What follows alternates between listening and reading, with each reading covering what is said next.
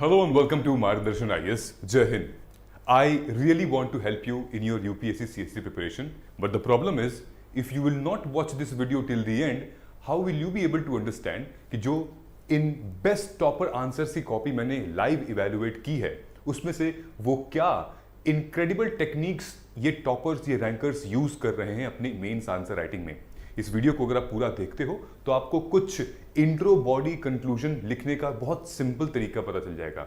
आपको यह दिखेगा कि टॉपर की कॉपी से हम क्या क्या निकाल सकते हैं। आपको यह भी पता चल जाएगा कि कैसे टॉपर अपने आंसर्स को इतने बढ़िया बनाते हैं कि उनको मार्क्स 100 प्लस मिलता है, 120, 130।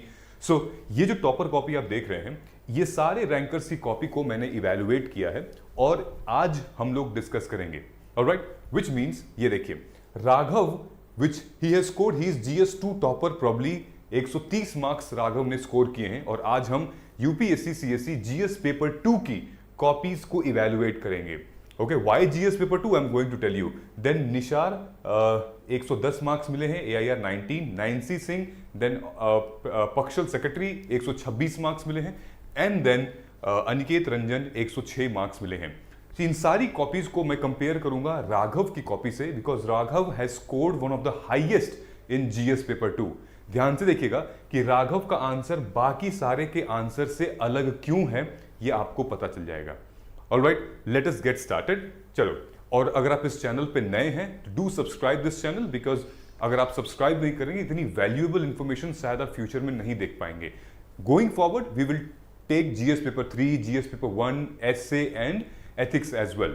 All right, so we are going to deep dive into analysis of GS paper 2 copies of the rankers. All right, चलो मैं राघव की आपको मार्कशीट दिखा देता हूं ताकि आपको लगे कि नहीं भाई सही बात है। ये है इनकी GS paper 2 130 marks. All right, उसके बाद राघव ने ऑलरेडी GS पेपर 4 में 132 मार्क्स लिए हैं। किसी की आंसर कॉपी आप देख लो, किसी की भी कॉपी देख लो, 90% रैंकर्स ने सबसे ज्यादा कहां स्कोर किया है? जीएस पेपर 2 में। फॉर एग्जाम्पल ये वो वाले टॉपर्स हैं जहां पर आदित्य श्रीवास्तव, अनिमेश प्रधान थे, राइट, 2023-24 वाले। आप देखो यहां पे जीएस पेपर 2 में 132, 27, 121, 119, 131, 134 ये लिस्ट चली आ रही है। ठीक है, ये टॉपर कौन से हैं? ये वो हैं जो कि शक्ति दुबे वाला जो बैच था जो ऑल इंडिया रैंक 2024 वाले थे। ठीक है, अब यहां पे देखिए जीएस पेपर 2 में 125, 121, 123, 113, 121 हाईएस्ट, सबसे ज्यादा इसमें मार्क्स आ रहे हैं। देन उसके बाद इस साल के हम लोग रैंकर्स में आते हैं। ये कौन से हैं? ये अनुज अग्निहोत्री जो सीएससी 2025 के थे। यहां जीएस पेपर 2 देखिए 129, 127, 124, 126, 110, 125, 123, 119 ऐसे लोग स्कोर कर रहे हैं। अब आपको लगता है कि सबको मिल रहा है तो मुझे भी मिल जाएगा, तो ऐसा नहीं है बाबू, ऐसा नहीं होता है, समझे? तो इसके लिए सिस्टम है, प्रैक्टिस है, पूरा का पूरा एक टेक्निक काम करता है इस पे। Now what I will do, I will start analysing the rankers copy. लेकिन इस रैंकर्स कॉपी में हम कैसे क्या एनालाइज कर सकते हैं, हम क्या एनालाइज करेंगे, क्यों एनालाइज हमें करना चाहिए और कैसे हमें एनालाइज करना चाहिए। I am going to teach you everything in this video. लेकिन उसके लिए तो बच्चे रहना पड़ेगा ना आपको, वीडियो के एंड तक रहिएगा, रिवॉर्ड मिलेगा आपको। The more longer you will stay the more reward you will get. Okay, तो आपको 50 अलग अलग वीडियो देखने की जरूरत नहीं पड़ेगी। Number 1, let's I will also show you Raghav's copy, the marksheet के साथ साथ मैं इनकी नोट्स भी दिखाऊंगा जो जीएस पेपर 2 पॉलिटिक इन्होंने बनाई हुई है, so that you can take reference. Alright, let us get started. So सबसे पहले हम लोग स्टार्ट करते हैं इस क्वेश्चन से। ध्यान से देखिएगा, ये क्वेश्चन मैं डिकोड कर दे रहा हूं आपको, ये क्वेश्चन क्या लिखा है। ओके, ये क्वेश्चन बहुत सिंपल है, बहुत इजी है। क्वेश्चन लिखा है अबाउट द प्रिविलेज मोशन। ये प्रिविलेज मोशन हमारे पार्लियामेंट में क्या होता है, उसके बाद how does committee of privileges examine and deal with such motions. Alright, ये क्वेश्चन देख लिया। अच्छा, एक काम करो, वीडियो को पॉज करो आप। ठीक है, लिटरली बता रहा हूं, वीडियो को पॉज कीजिए और स्टॉप वॉच निकालिए और 2 मिनट लीजिए स्टॉप वॉच निकाल के। 2 मिनट में आप देखिए कि इस क्वेश्चन को आप कैसे एड्रेस करोगी। ठीक है, जस्ट 2 मिनट में, मतलब सीरियसली बता रहा हूं। उसके बाद देखना फिर इन लोगों ने क्या लिखा हुआ है।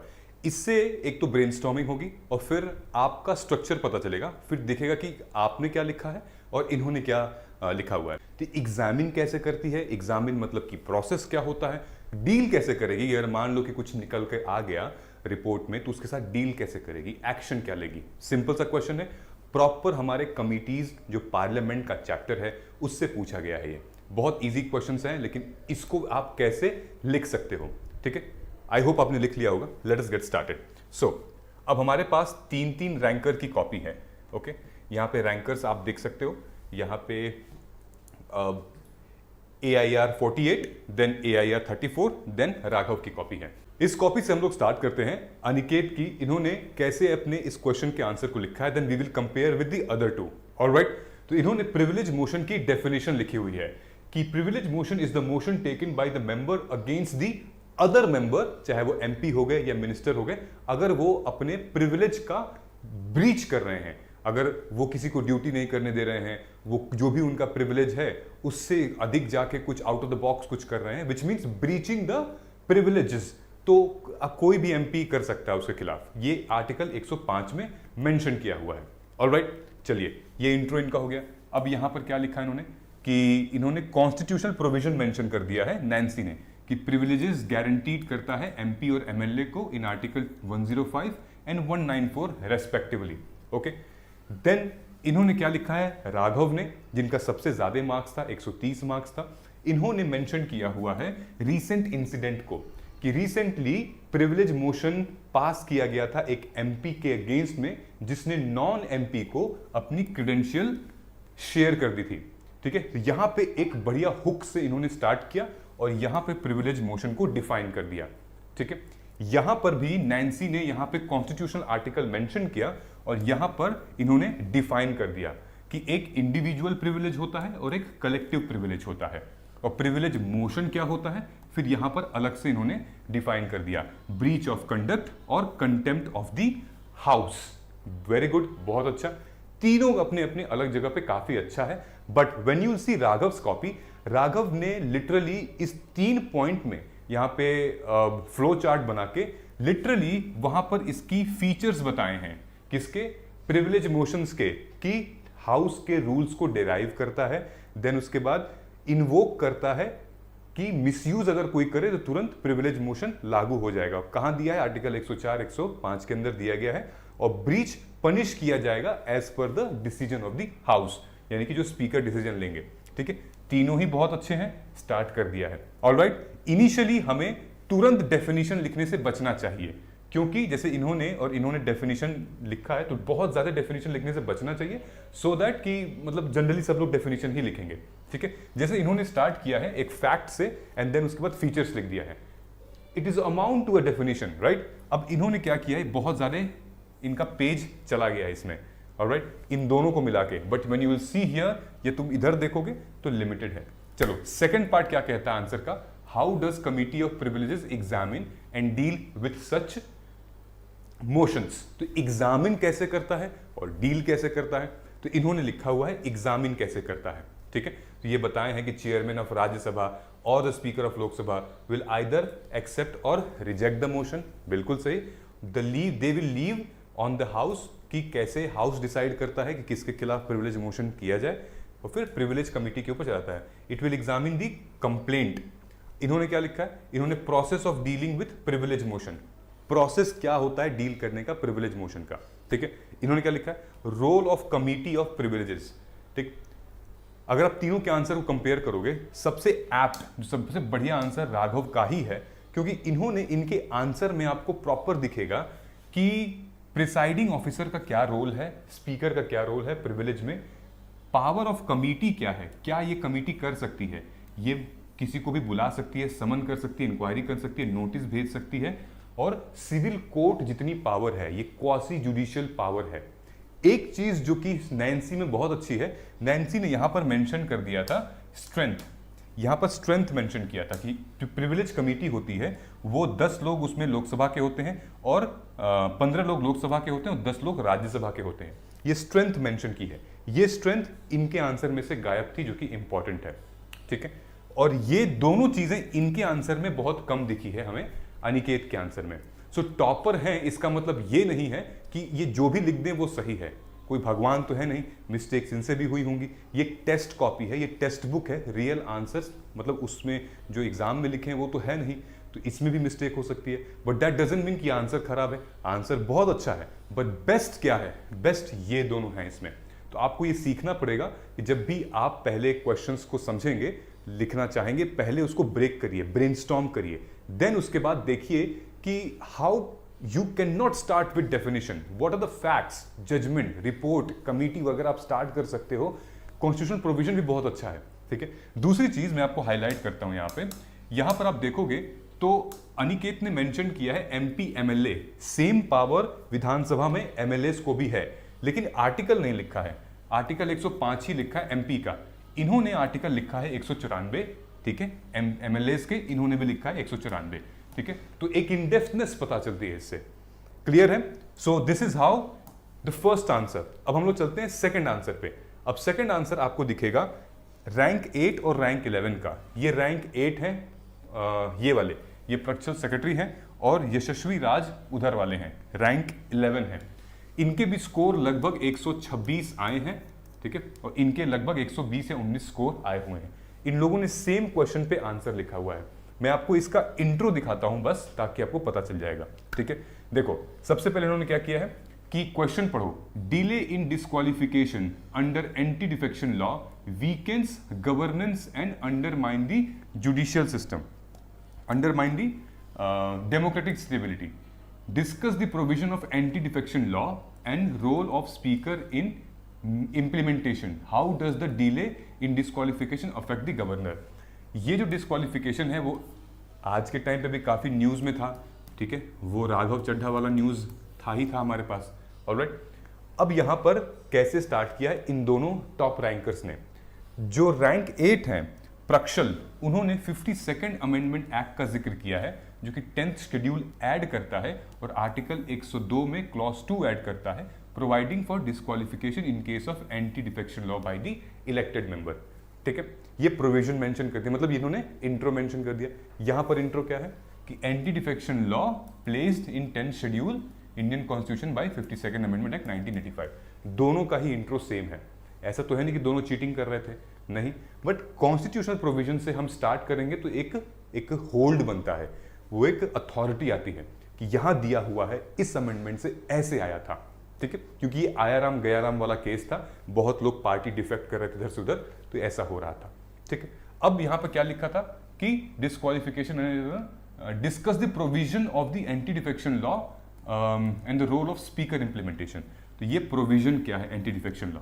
अब आपको बताना है एंटी डिफेक्शन लॉ का प्रोविजन, विच मीन्स कि उनके फीचर्स क्या हैं, ठीक है। अब ध्यान देना, यहां पर लिखा हुआ है प्रोविजंस फॉर डिस्क्वालिफिकेशन, रैंक 11 ने, यहां पर क्या लिखा है provisions of anti defection, directly यहीं से कॉपी करके लिखा गया, यहीं से इन्होंने बस लिख दिया प्रोविजन ऑफ डिस्क्वालिफिकेशन, ठीक है। अब इन दोनों के लिखने में काफी अलग चीजें हैं।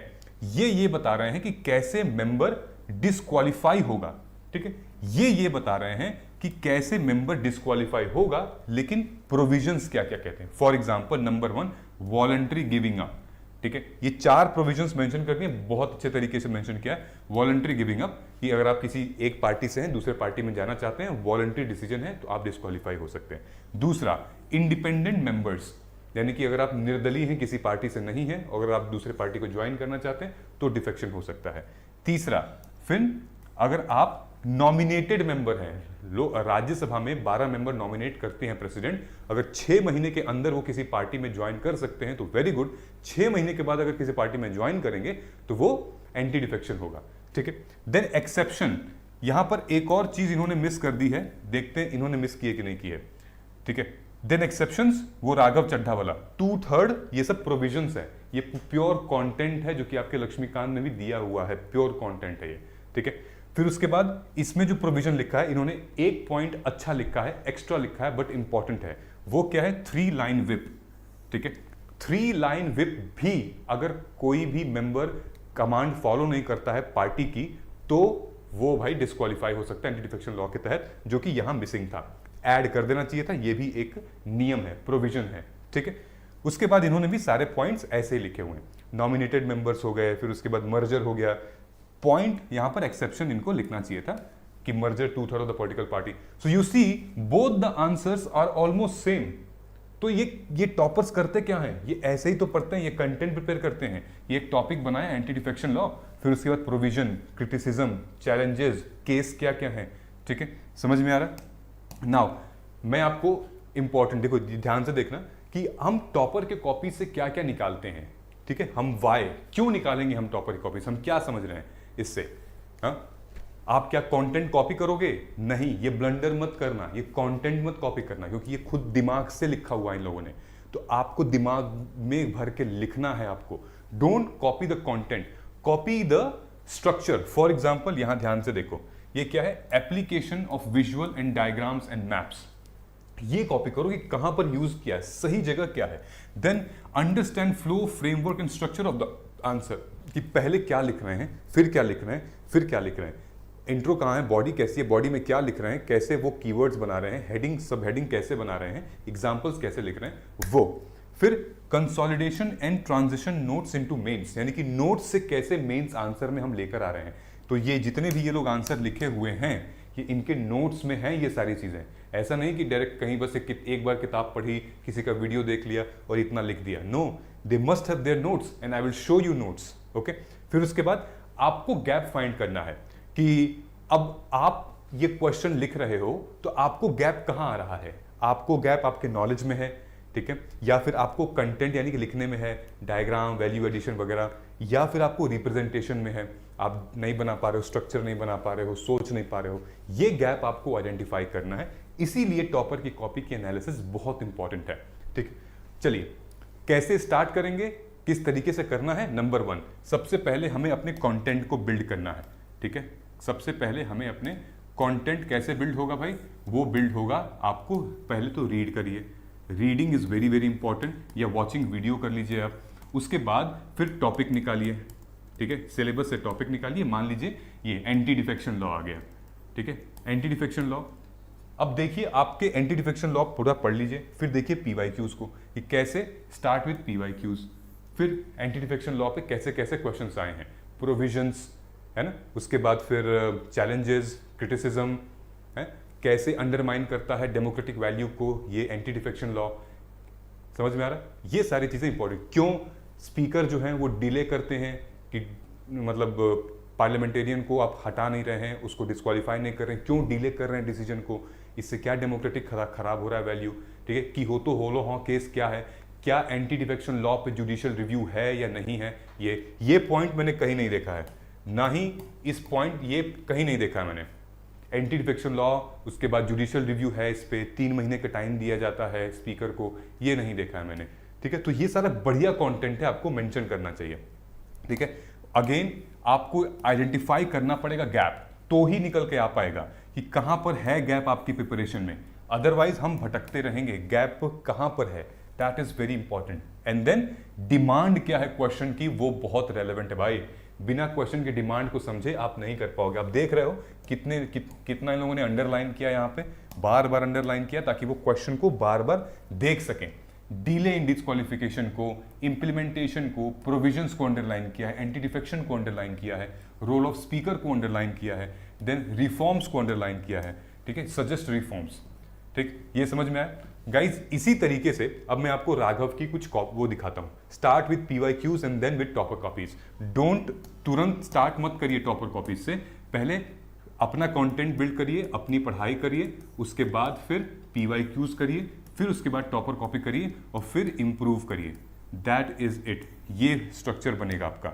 ठीक है, इस बार के लिए भी. अब मैं आपको दिखाता हूं next, but before I will show you the another set of governance answer. Answer writing बहुत बहुत इंपॉर्टेंट है और उसके लिए हमने ये सारे इनिशिएटिव हम लॉन्च कर रहे हैं. 27 जून से हम mains answer writing program start कर रहे हैं. अगर आपने यूपीएससी 2026 दिया है, अगर आप अच्छा परफॉर्म नहीं कर पाए हो, देखो गैप कहाँ पे, आंसर राइटिंग स्टार्ट करो. Writing is not only about कि आप नोट्स बिल्ड कर रहे हो, राइटिंग इज ऑल्सो अबाउट कि आप कैसे अपने सबकॉन्शियस माइंड में ब्रेन वायरिंग कर रहे हो. The more you right the more you learn. MAWP for 2027, ये हमारे 2 प्रोग्राम हैं, एक MAWP और एक MAWP प्लस. इसमें इंपॉर्टेंट क्या है, हमने डिटेल में एक पूरा स्ट्रक्चर बनाया हुआ है आपके लिए, विच मीन्स कि शेड्यूल प्रिपेयर कर दिया है. शेड्यूल कैसा, ध्यान से देखते हैं. नीचे आएंगे, स्क्रॉल करेंगे, यहाँ पे ये मैंने कॉपीज, ये ब्रोशर को आप डाउनलोड कर सकते हैं इजीली हमारे वेबसाइट से जाके, लिंक दिया हुआ है डिस्क्रिप्शन बॉक्स में, वहां से जाके आप कर सकते हो। ठीक है, ये ऑलराइट 3 लेवल में ये है, लेवल 1, लेवल 2, लेवल 3। पहला लेवल स्टार्ट हो रहा है 27 जून से 27 जुलाई, दूसरा अगस्त से नवंबर, तीसरा नवंबर से दिसंबर स्टार्ट हो रहा है, और तीनों में हम लोग पूरे सिलेबस की आंसर राइटिंग करेंगे। ठीक है, क्या क्या आपको मिलेगा इसमें? पीवाईक्यू की माइक्रो थीम, फीडबैक मिलेगा, टेस्ट पे डिस्कशन है, ग्रुप मेंटोरशिप, और बाइलिंगुअल रहेगा इंग्लिश और हिंदी। ये शेड्यूल है, 27 जून डेट है। देन टॉपिक कौन सा हम लोग लेने वाले हैं, ये टॉपिक मेंशन है। जैसे इस बार सोसाइटी हम लोग स्टार्ट करने वाले हैं, उसके बाद फिर ये रिसोर्सेज मेंशन किए गए हैं। ठीक है, देन 7 जुलाई को 10 दिन बाद जीएस पेपर 2 है, लेजिस्लेचर और एग्जीक्यूटिव का। ये टॉपिक आप पहले प्रिपेयर करेंगे, टॉपिक आपको एडवांस में दे दिया गया है। हम लोग टेस्ट रिलीज करेंगे 7 जुलाई को, और आपको सबमिट करना है, और मतलब लिखना है, हमें सबमिट करना है। अगला टेस्ट 17 जुलाई को है, जहां पर हम लोग ये सारी चीजें कवर करेंगे। ठीक है, सो पहले ही हम लोग इसको टेस्ट दे चुके हैं, शेड्यूल दे चुके हैं, टॉपिक दे चुके हैं, आपको पढ़ना है, और इसी में से हम लोग क्वेश्चन पूछेंगे और आपको आंसर लिखना है। 27 जुलाई को जीएस पेपर 3 स्टार्ट हो रहा है हमारा, और ये चीजें हम लोग पूछेंगे। ऑलराइट, इसको एनरोल करने के लिए आप डायरेक्टली हमारे वेबसाइट पर भी जा सकते हो, www.margdarshan.is.com, ये वाली वेबसाइट है हमारी। ठीक है, ये MAWP और MAWP प्लस, ये 2 प्रोग्राम है। ऑलराइट, और जिस स्टूडेंट को कोड की जरूरत है कि हम मुझे डिस्काउंट चाहिए, तो आप नीचे टिकर में जो नंबर चल रहा है, या फिर कमेंट सेक्शन में, डिस्क्रिप्शन में जो व्हाट्सएप नंबर है, वहां पर आप कॉल कर सकते हो। अदरवाइज आप डायरेक्टली जाके एनरोल कर सकते हो। MAWP plus is one of the most recommended program, जो कि अभी भी जो पुराने स्टूडेंट्स ऑलरेडी हैं वो भी यूज कर रहे हैं, और आप भी यूज कर सकते हो इसमें। यहां से ऐसे खुलेगा आपका ज्वाइन, जब आप कोर्स परचेज कर लोगे तो ये देखिए हमारा ग्रुप भी है, व्हाट्सएप ग्रुप, यहाँ से ज्वाइन कर सकते हैं। ये सारे टेस्ट सीरीज यहाँ पे दिए हुए हैं, मेंस पीवाईक्यू की माइक्रो थीम यहाँ पे दी हुई है। ठीक है, और उसके बाद मास्टर क्लास है, वीडियो लेक्चर्स है, general studies paper 1, 2, 3, 4, and then master class यहाँ पर दिया हुआ है, हर एक सब्जेक्ट का रिकॉर्डेड दिया हुआ है आपको। ठीक है, एंड देन लाइव डिस्कशन हम लोग कर सकते हैं। Okay, so join the MAWP plus program and enhance your answer writing practice. Specifically जो क्वेश्चंस हम दे रहे हैं, उनमें से कई सारे ऐसे क्वेश्चंस हैं जिन पे कुछ रैंकर्स ने ऑलरेडी आंसर्स लिख चुके हैं। मॉडल आंसर जब हम आपके साथ शेयर करेंगे तो कुछ रैंकर्स के भी हो सकते हैं, कुछ हमारे भी हो सकते हैं। ऑलराइट, आई होप कि ये क्लैरिटी आपको आ गई होगी, और आप ज्वाइन कर सकते हैं प्रोग्राम को यहाँ पे। ठीक है, चलिए नेक्स्ट हम लोग चलते हैं। Let us talk about the governance answer. देखो, अगर मैं बात करूं हमारे पॉलिटी की, ठीक है, ये पॉलिटी का जो प्रॉपर है। सो पॉलिटी में व्हाट यू रिक्वायर डेटा। और डेटा किस टाइप का डेटा चाहिए आपको? डेटा हमें एक तो कॉन्स्टिट्यूशनल प्रोविजन का, ठीक है, आप आर्टिकल्स मेंशन कर दीजिए इसमें। ठीक है, आर्टिकल्स मेंशन करिए, देन जजमेंट मेंशन करिए इसमें, देन आपको कमिटी, ठीक है, कमिटी मेंशन करिए, देन रिपोर्ट कोई मेंशन करिए, कमिटी के साथ साथ कोई कमीशन आ जा रहा है, कमीशन आप मेंशन करिए। ये सारे वैल्यू एडिशन है, यही होता है वैल्यू एडिशन का। ठीक है, केस लॉज, कोई इंपॉर्टेंट इंटरप्रिटेशन आ गया, ठीक है, किसी CJI ने या किसी बड़े वकील ने कोई इंपॉर्टेंट बात बोली है, आप वो कोट कर सकते हो। यही सारी चीजें इसमें जाती हैं विथ द रियल एग्जाम्पल। सबसे इंपॉर्टेंट है ये जजमेंट वाला एग्जाम्पल, बहुत बहुत इंपॉर्टेंट है। फिर हमारा कॉन्स्टिट्यूशन से रिलेटेड आर्टिकल। पॉलिटी में तो यही चलता है, यही इंपॉर्टेंट है, और अगर आपके पास अच्छे से नोट बन जाए एक एक टॉपिक के तो किया जा सकता है। लेकिन अब गवर्नेंस में हमें क्या चाहिए? गवर्नेंस में वैल्यू एडिशन के लिए आपको चाहिए case study.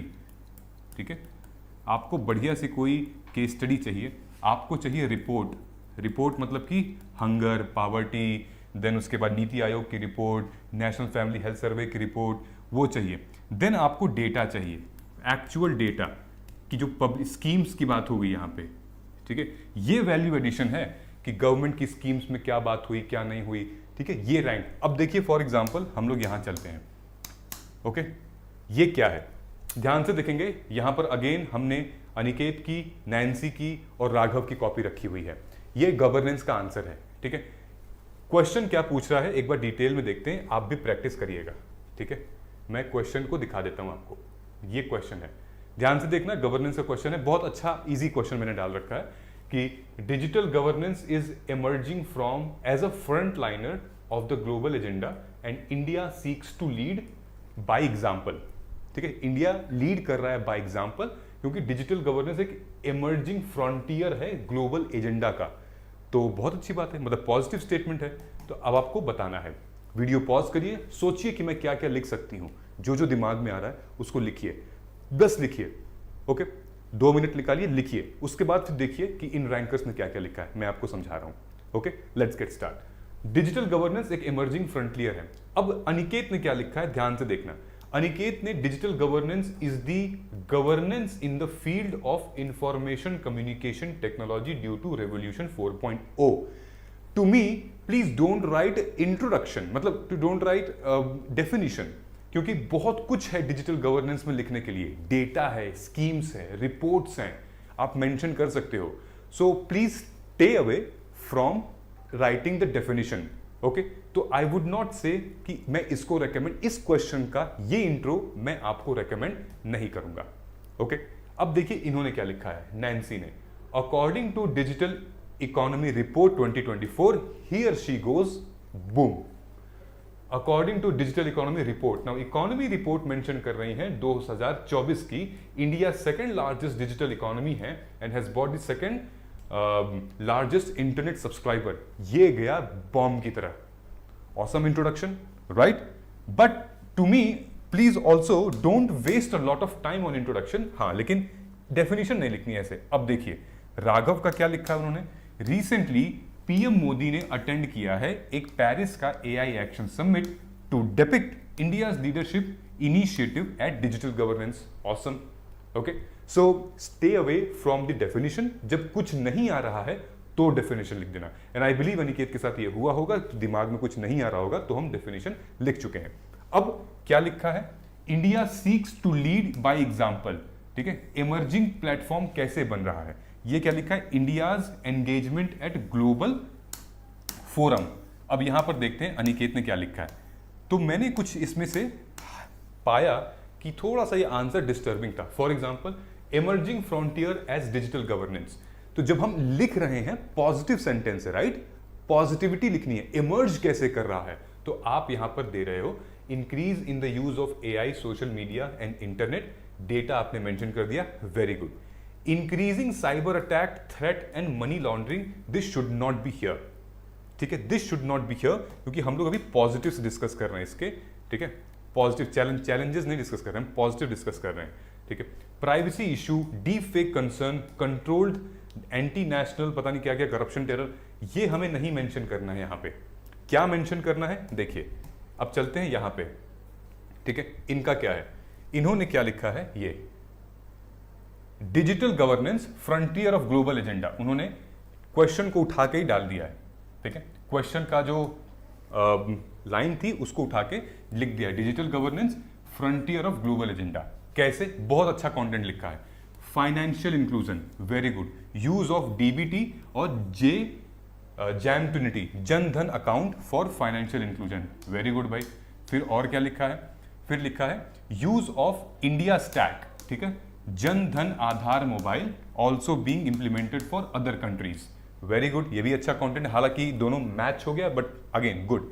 RuPay UPI adopted by countries like France, UAE, इतना। Service delivery, last mile, very good, बहुत अच्छा है। ठीक है, अब चलते हैं राघव पे। राघव ने क्या किया है, India's engagement eight global forum. ठीक है, फॉर एग्जाम्पल 1 लिखा है, अंडरलाइन किया है, देन 1.2 और यहां से 2 सब हेडिंग दे दी है। पहली हेडिंग एआई रिलेटेड, ये बढ़िया किया है। जैसे उन्होंने फाइनेंशियल इंक्लूजन लिखा था ना, उसके बाद वो भटक गई थी, मतलब समझ में नहीं आया। फाइनेंशियल इंक्लूजन के बाद there will be other things, AI हो गया, टेक्नोलॉजी हो गया, साइंस हो गया, या फिर गवर्नेंस के फील्ड में हो गया, कहां कहां पे हम लिख सकते थे। बस इन्होंने एक बार फाइनेंशियल इंक्लूजन ये सब हेडिंग दी है, उसके बाद नहीं समझ में आया होगा। बट यहां पर राघव को क्लैरिटी थी कि मैं इसको डायमेंशन में ब्रेक करूंगा। एक तो एआई रिलेटेड, फिर G20 समिट वाला था लिखा इन्होंने। ठीक है, फिर इन्होंने मेंशन किया है ब्रिक्स के समिट।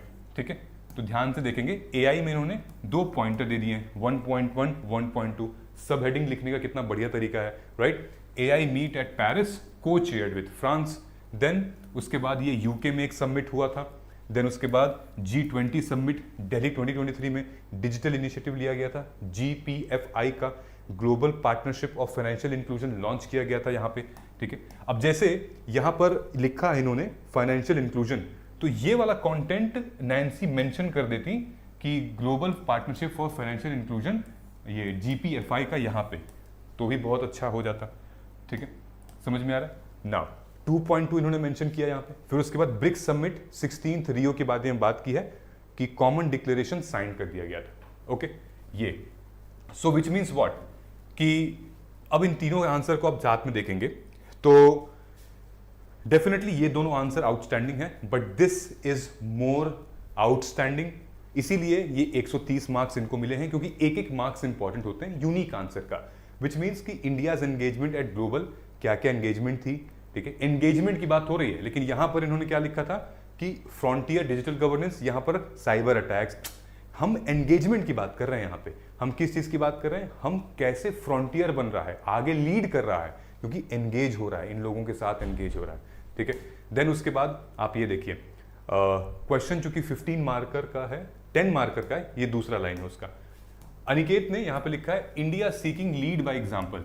अब यहां से इन्होंने स्टार्ट किया है लीड बाय एग्जांपल का। अब यहां पर यूपीआई की बात हो रही है, देन उसके बाद इंडिया एडवोकेटिंग एथिकल एआई, यहां ये तीनों पॉइंट काफी अच्छे हैं। I4C के बारे में बात हो रही है, टेलीफोनिक वॉइस ऑफ IVR के बात हो रही है। These 4 points are really awesome, ठीक है।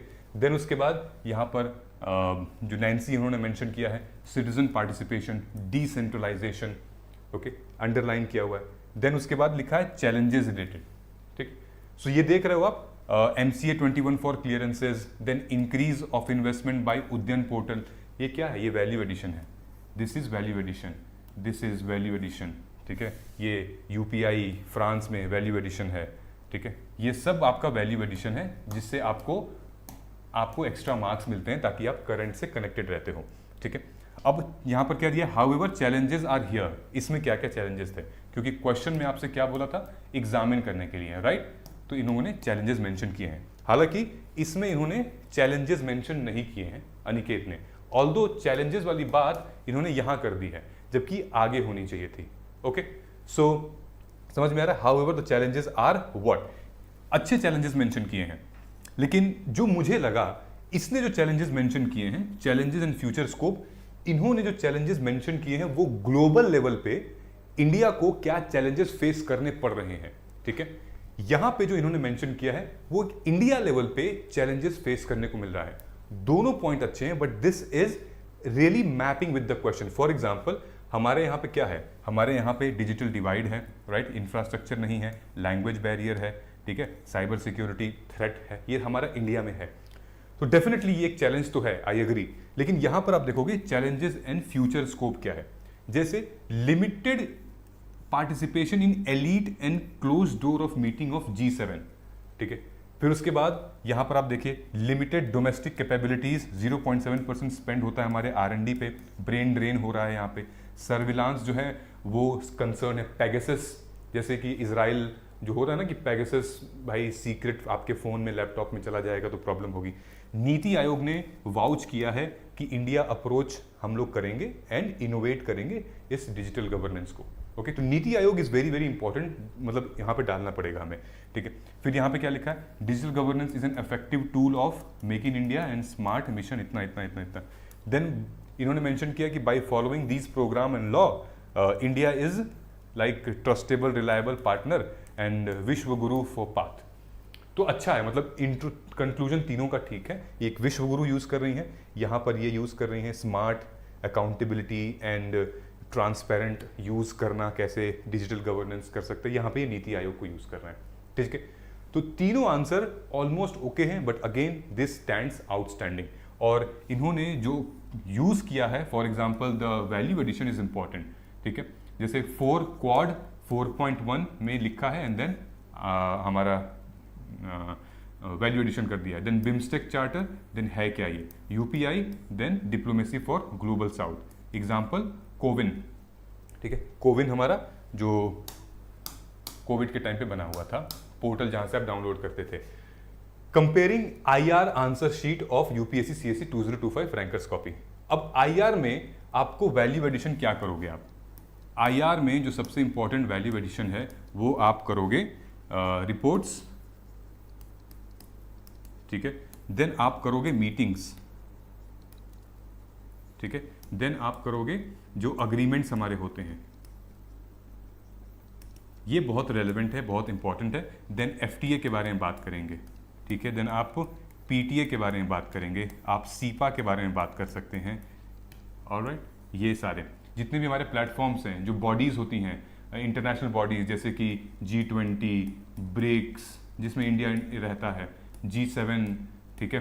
G7 को आप हटा भी सकते हो, लेकिन G7 इज़ इंपॉर्टेंट क्योंकि इंफ्रास्ट्रक्चर वगैरह बिल्ड करने में आता है, ठीक है। उसके बाद आ गया हमारा बिम्स्टेक आ गया हमारा, ठीक है। तो जितने भी ये सारे इंटरनेशनल बॉडीज़ हैं, वो इनकी रिपोर्ट, इनकी आउटकम, क्या बात हुई थी इसमें, इंडिया का क्या स्टैंड है, ये सारी चीज़ें आपको एज ए वैल्यू एडिशन यहाँ पर इकट्ठा करनी पड़ेगी, टॉपिक इकट्ठा करना पड़ेगा, ठीक है। अब देखिए इनके आईआर का आंसर हम लोग देखते हैं, ठीक है। हमारे जीएस पेपर 2 में आईआर का आंसर, तो कैसे आप अपने आंसर्स को इम्प्रूव कर सकते हो, आई होप ये समझ में आ रहा होगा आपको, राइट।